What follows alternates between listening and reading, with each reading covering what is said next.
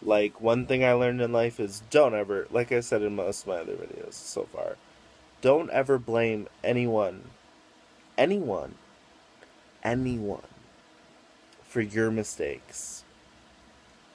If you can move past the mistakes you've made in your own life, or me, the mistakes I've made in my own life, I would get further in my own life.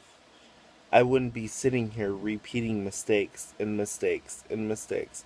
I would catch myself every time I tripped, every time I made that same mistake. I would make sure that I could get to the point where I need to be in my own life. No matter what I do, I wouldn't be repeating history. It just wouldn't happen. So him and I continue to work on our relationship. We've already decided we're going to move past it. You know, but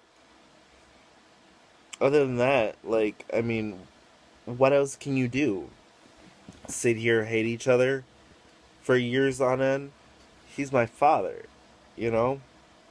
Like, I don't really remember much of his side of the family. I don't really know much about my side of the family. The only thing I do know is that I exist. I'm here today. I've made a stamp on my life, on other people's lives, and I continue. So other than that, that's my rant, that's my story, and I will upload this later. It's alright. Night, y'all, and Poetic Justice out.